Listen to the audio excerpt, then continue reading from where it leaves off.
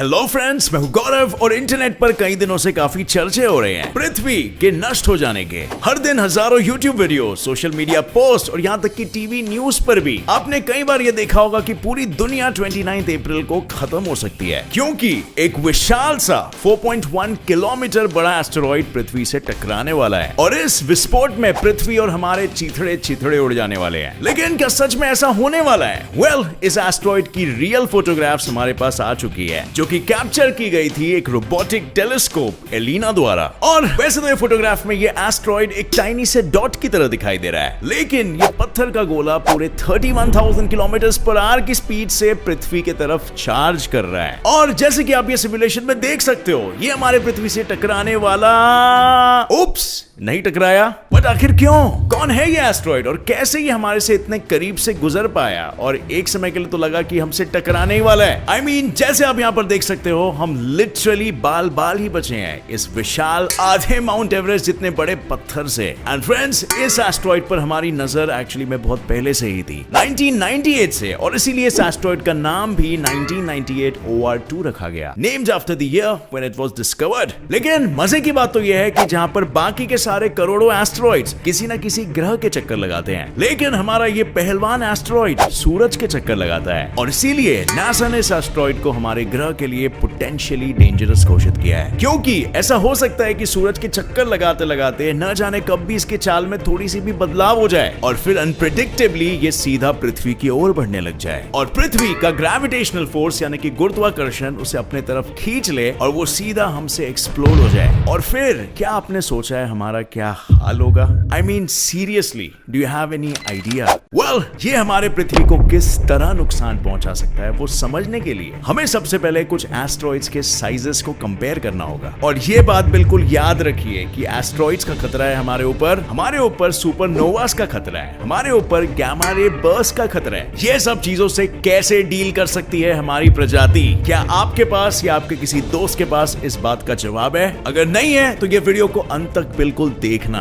कि ये वीडियो आपके लिए बहुत ही एक्साइटिंग और एडवेंचरस होने वाला है, जिसमें हम कुछ ऐसी फ्यूचर टेक्नोलॉजीज के बारे में बात करेंगे जो एस्टेरॉइड्स तो क्या, हमें पोटेंशियली गामा रे बर्स्ट जैसी दुनिया की सबसे पावरफुल चीजों से भी बचा सकते हैं। लेकिन फ्रेंड्स, सबसे पहले शुरुआत करते हैं छोटी चीज से जो फिर भी हमारी पूरी सभ्यता को खत्म करने का पोटेंशियल रखता है। तो वेल फ्रेंड्स, ये है 2008 TC3 एस्टेरॉइड, जिसका डायमीटर है सिर्फ 4.1 मीटर्स। और जैसे कि आप इस साइज कंपैरिजन में देख सकते हो, ये एक इंसान के आकार से डबल से भी ज्यादा है ऑलमोस्ट। ये एस्टेरॉइड सूडान के न्यूबियन डेजर्ट के सतह से 37 किलोमीटर ऊपर विस्फोट हुआ था और इसने किसी को भी हानि नहीं पहुंचाया। लेकिन ये तो बहुत ही छोटा, सिर्फ 4 मीटर्स का ही एस्टेरॉइड था। अब चलिए नजर डालते हैं 2008 TC3 से थोड़ा सा बड़ा एस्टेरॉइड चेलियाबिंस्क मीटियोर पर, जिसका डायमीटर 20 मीटर्स है। 15 फरवरी 2013 को रशिया के चेलियाबिंस्क ओब्लास्ट के ऊपर विस्फोट हुआ। ये एस्टेरॉइड ने 10 से 20 किलोमीटर के लंबे दायरे में 1491 से भी ज्यादा लोगों को घायल कर दिया और 7200 प्रॉपर्टीज जैसे कि इमारतें, फैक्ट्रीज को पूरी तरीके से तहस महस कर डाला। Massive destruction, right? लेकिन यार सच कहूं तो ये तबाही कुछ भी नहीं है तुंगुस्का एस्टेरॉइड के सामने, जो 65 मीटर्स का था और चेलियाबिंस्क एस्टेरॉइड के सामने कुछ ऐसा दिखता था। और इन दोनों एस्टेरॉइड के कंपैरिजन के लिए बगल में है 324 मीटर लंबा द आईफिल टावर और यहाँ पर है 443 मीटर लंबा the Empire State Building. Tunguska asteroid Siberia के पुकामनाया तुंगुस्का रिवर के ऊपर विस्फोट हुआ और ये एस्टेरॉइड के एयरबर्स्ट ने पूरे 46 किलोमीटर के दायरे में 800 लाख पेड़ों को रातों रात तबाह कर दिया। कैन यू इमेजिन फ्रेंड्स, क्या पावर होगा वो धमाके का? वेल, कुछ साइंटिस्टों का मानना है कि ये विस्फोट की ताकत हिरोशिमा में गिराए न्यूक्लियर बॉम्ब से 1000 गुना ज्यादा थी। और जस्ट सोचो कि अगर गलती से भी ये तुंगुस्का एस्टेरॉइड इंसानों की बस्ती में गिर जाता तो क्या हाल होता हमारा? ये सोच के ही हमारे रोंगटे खड़े हो जाते, राइट? और भूलिए मत, ये एस्टेरॉइड सिर्फ 65 मीटर्स का था और जो हम पर गिरने वाला था वो 4.1 किलोमीटर्स का था। डरिए मत, उसके बारे में भी हम आगे बात करने वाले हैं। लेकिन उससे पहले ये दोनों वो विशालकाय और विनाशक एस्ट्रॉइड भी हमारे अगले एस्ट्रॉइड के सामने चाय कम पानी है। हम बात कर रहे हैं उस एस्ट्रॉइड के बारे में जिसने आज से करीबन 660 लाख साल पहले पूरे पृथ्वी के 70% से भी ज्यादा पेड़ों, पौधों और जानवरों को विलुप्त कर डाला। उन सभी जीवों के नस्लों का ही जड़ से नामो निशान मिटा डाला। दी चिक्सुलप इम्पैक्टर एस्ट्रॉइड जिसने डायनासोर जैसे महाकाय जीवों को भी खत्म कर डाला। और क्या आप जानते हैं इस एस्ट्रॉइड का आकार कितना था? वेल, अप्रोक्सीमेटली 11 किलोमीटर्स, यानी दी ह्यूमंगस 433 एरोस से बस 4 किलोमीटर छोटा। और अलग ही लेवल की तबाही थी वो, सिर्फ 11 किलोमीटर का एस्ट्रॉइड। लेकिन फ्रेंड्स, हम इंसान नसीब से इन एस्ट्रॉइड के अटैक से बार बार और बाल बाल बचते आए हैं। और सिमुलेशंस के हिसाब से 29 अप्रैल 2020 को गुजरने वाले एस्ट्रॉइड से तो कुछ ज्यादा ही बारीकी से बचे हैं। लेकिन यहाँ पर सवाल है, आखिर कब तक आखिर प्रकृति हम पर रहम खाती रहेगी और हम बाल बाल बचते रहेंगे? इनफैक्ट वैज्ञानिकों ने एक और एक एस्ट्रॉइड पर अपनी नजर गड़ाए रखी है, द एस्ट्रॉइड 99942 एपोफिस। इस एस्ट्रॉइड का आकार 370 मीटर्स है और कुछ कैलकुलेशंस के अनुसार इसका अप्रैल 13, 2029 को हमारे पृथ्वी से टकराने का चांस 2.7% है। और फ्रेंड्स, क्या आपको पता है हर रोज करीबन 5000 से भी ज्यादा मीटियोर्स हमारे ग्रह पर बरसते रहते हैं। इनमें से ज्यादातर पत्थर इतने छोटे होते हैं कि वो हमारे पृथ्वी के सतह पर पहुंच ही नहीं पाते और एटमॉस्फेयर में ही जल जाते हैं। लेकिन इनमें से ऑन एवरेज 17 ऐसे एस्ट्रॉइड्स होते हैं जो हमारी पृथ्वी के सतह पर पहुंचते हैं और एक मीटियोराइड स्ट्राइक के रूप में उभर आते हैं। लेकिन क्योंकि पृथ्वी का 75% से भी ज्यादा एरिया पानी से कवर्ड है, thankfully most of the asteroids पानी में ही गिरते हैं या फिर किसी ऐसी जगह पर विस्फोट होते हैं जहां पर इंसान या जानवर की बस्ती नहीं होती। लेकिन फ्रेंड्स, एक बड़ा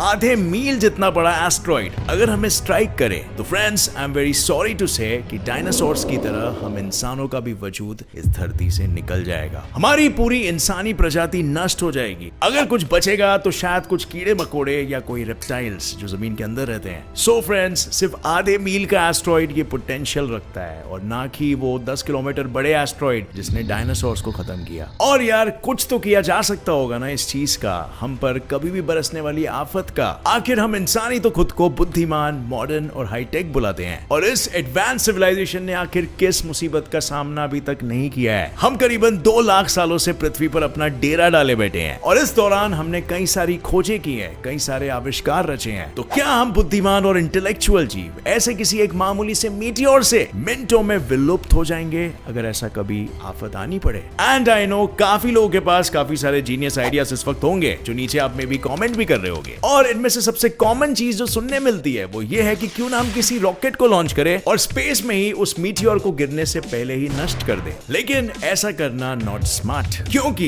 ये टेक्निक हमारे मुश्किलों को और भी ज्यादा बढ़ा सकता है। बहुत हाई पॉसिबिलिटी है कि उस एस्ट्रॉइड के वो सारे टुकड़े स्पेस में मिलकर एक क्लाउड फॉर्म कर देंगे, जो क्लाउड हमारे अर्थ को ऑर्बिट करने लगेगा और उनमें से कुछ टुकड़े में भी हमारे पृथ्वी में गुरुत्वाकर्षण की वजह से नीचे गिरने भी लगे। सो क्लियरली हमें थोड़ा सा और इनोवेटिव होना पड़ेगा और कुछ बेहतर टेक्नोलॉजी डिवाइस करनी होगी। और यही टेक्नोलॉजी को डेवलप करने की होड़ में साइंटिस्टों ने निकाला इसे सॉल्व करने का एक दूसरा तरीका, काइनेटिक इम्पैक्टर। वेल, इस टेक्नोलॉजी में एक या उससे ज्यादा बड़े स्पेसक्राफ्ट को एक बहुत ही तेज रफ्तार से उस एस्ट्रॉइड या मीटियोर के पाथ में ले जाके उसके पैथ यानी कि रास्ते को ही हम बदल सकते हैं, उसे डिफ्लेक्ट कर सकते हैं ताकि वो एस्ट्रॉइड पृथ्वी के तरफ पड़ने से विचलित हो जाए यानी डिस्ट्रैक्ट हो जाए। लेकिन इस पूरे प्रोसेस को अंजाम देने में समय बहुत जाने वाला है फ्रेंड्स। कोई छोटा मोटा एस्ट्रॉइड हुआ तो कम से कम 2 साल, और अगर कोई बड़ा सा एस्ट्रॉइड हो जिससे हमारी पृथ्वी को जेन्युइनली खतरा हो सकता है तो कम से कम 20 साल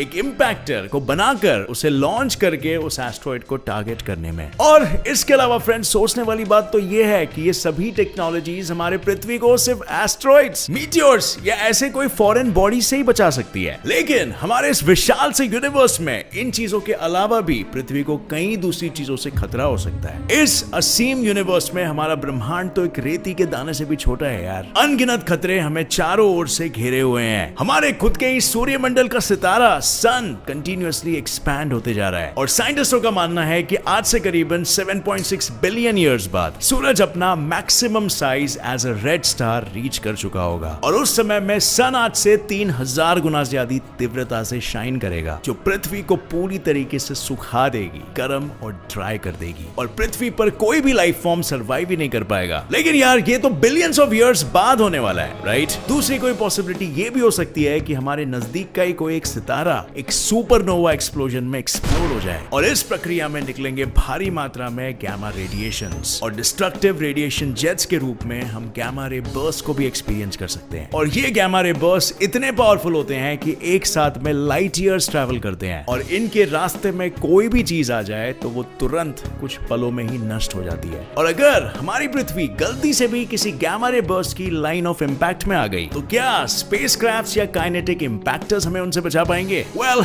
ना ही स्पेसक्राफ्ट्स काम करेंगे और ना ही काइनेटिक इंपैक्टर्स। तो क्या हमारे पास इससे भी ज्यादा एडवांस कोई टेक्नोलॉजी हो सकती है? सो वेल फ्रेंड्स, प्रैक्टिकल में हमारे पास अब तक ऐसी कोई टेक्नोलॉजी नहीं है, लेकिन इन थियरी यस। वेल, हमारे कुछ बहुत ही जीनियस साइंटिस्ट ने इन सारी समस्याओं का निकाल डाला है एक रामबाण इलाज। यार, अगर हमारे ग्रह पर कौन से मीटियोर्स टकराते हैं या हमारे आसपास कौन से एक्सप्लोजन्स होते हैं, इन सभी चीजों पर हमारा कोई भी कंट्रोल नहीं है। कैसा रहेगा अगर हम अपने ही ग्रह को इन सभी डेंजर से खुद ब खुद दूर लेके जा सके तो? और हमारे ग्रह को तो छोड़ो, कैसा रहेगा अगर हम अपने पूरे सोलर सिस्टम को ही खतरों से दूर लेकर जा सके तो? And I know it sounds impossible, right? And as you know, impossible itself says I am possible. So साइंटिस्टों ने कुछ ऐसे ही बहुत ही आधुनिक यंत्रों की कल्पना की है जो लिटरली हमारे पूरे सौर मंडल को ही अपनी जगह से शिफ्ट कर सकता है। जैसे आप अपनी गाड़ी के स्टीयरिंग व्हील से अपनी गाड़ी को कंट्रोल कर सकते हो, वैसे ही हमारी आगे आने वाली एडवांस सिविलाइजेशन अर्थ को भी कर पाएगी। और इस टेक्नोलॉजी को कहा गया है द स्टेलर इंजन टेक्नोलॉजी। अभी तक हमने स्टेलर इंजन्स के कुछ थियोरेटिकल मॉडल्स को प्रपोज किया है, जिसमें से सबसे बेसिक और वेल एक्सेप्टेड मॉडल है द स्कैडॉफ थ्रस्टर। इस मॉडल के पीछे का फंडा बिल्कुल सिंपल है। अगर एक एस्ट्रोनॉट स्पेस में एक टॉर्च को जलाता है तो वो एक बहुत ही धीमी गति से आगे मूव करेगा, क्योंकि टॉर्च से निकलते फोटॉन्स की किरणें उस एस्ट्रोनॉट को एक थ्रस्ट से, यानी कि एक फोर्स से आगे के डायरेक्शन में पुश करेगी। और टॉर्च तो यार कितना छोटा ऑब्जेक्ट है। अब इमेजिन कीजिए कि सूरज की किरणों को अगर एक ही डायरेक्शन में एकत्रित यानी कि कंसंट्रेट किया जाए तो उससे प्रोड्यूस होने वाला फोर्स कितना ज्यादा होगा। और बस इसी का फायदा उठाता है द स्कैडॉफ थ्रस्टर। ये एक पैराबोला शेप्ड मिरर है जो सन से निकलने वाले रेडिएशंस में से आधे रेडिएशन को एक ही डायरेक्शन में रिफ्लेक्ट करता है और जिससे हम सूरज को अपने मनचाहे दिशा में प्रोपेल कर सकते हैं। और क्योंकि हमारे सोलर सिस्टम में सन की ग्रेविटी के कारण ही सारे प्लैनेट्स अपने ऑर्बिट्स में हैं, तो जब सन मूव करेगा तो सारे प्लैनेट्स और उनके सारे मून्स और सारे स्पेस बॉडीज सन के साथ ही मूव करेंगे। तो बस हो गया ना हमारा काम, क्योंकि खतरे के वक्त में हम पूरे अपने सोलर सिस्टम को थियोरेटिकली खतरे से बचाकर एक सेफ एरिया में लेके जा सकते हैं। हमारा पूरा कंट्रोल आ जाएगा हमारे ग्रह पर और हमारे सूरज पर। How cool is that, right? लेकिन अब फ्रेंड्स, आप में भी ये भी सोचोगे कि सन तो बड़ी आसानी से उस मिरर को अपनी ग्रेविटी की वजह से अपनी तरफ खींच सकता है, लेकिन वेल, इसे बैलेंस करेगा सन से निकलता हुआ रेडिएशन का फोर्स। और इन दोनों फोर्सेस के बैलेंस स्टेट में ही हमारा स्कैडॉफ थ्रस्टर अपनी जगह पर ही टिका रहेगा, प्रोवाइडिंग द ऑप्टिमल यील्ड। और ये थ्रस्टर अपने मैक्सिमम स्पीड में हमारे सौर मंडल को करीबन 100 लाइट ईयर्स तक मूव कर सकता है, कुछ 230 लाइट ईयर्स के पीरियड में। लेकिन जहां पर इसके इतने सारे फायदे हैं, इस स्ट्रक्चर का एक्चुअली में एक मेजर ड्रॉबैक भी है। द स्कैडॉफ थ्रस्टर सूरज की किरणों को सिर्फ एक ही डायरेक्शन में रिफ्लेक्ट करेगा to provide the thrust to the sun, लेकिन इससे बहुत अधिक चांसेस है कि हमारा पृथ्वी या तो उस अधिक रोशनी से जल जाएगा या बहुत ही कम रोशनी मिलने से बर्फ बन के जम जाएगा। एंड सो इस प्रॉब्लम को अवॉइड करने के लिए हमारे स्कैडॉफ थ्रस्टर को सिर्फ सन के पोल्स पर ही इंस्टॉल किया जा सकता है, और जिसका मतलब यह होगा कि हम इस सोलर सिस्टम को सिर्फ एक ही डायरेक्शन में सिर्फ वर्टिकली ही मूव कर पाएंगे। बट नेवरदलेस ये एक अलग ही लेवल की टेक्नोलॉजी होगी बॉस। और अगर हमारी सिविलाइजेशन इसे अंजाम दे पाई तो हम टाइप 0 सिविलाइजेशन से सीधा टाइप 2 में चले जाएंगे और एक तरह से हमारी इंसानी प्रजाति लिटरली अमर बन जाएगी, क्योंकि हमें खत्म कर देने वाले नेचुरल थ्रेट्स को भी हम एलिमिनेट कर चुके होंगे। और तब तो यार ये फॉरेन से आते एस्ट्रॉइड्स और मीटियोर्स हमारे लिए चाय कम पानी रहेंगे। हम हमारे आसपास के ग्रहों, हमारे सैटेलाइट्स और यहाँ तक कि हमारे सौर मंडल को अपने ही इशारों पर नचा पाएंगे। और जस्ट इमेजिन क्या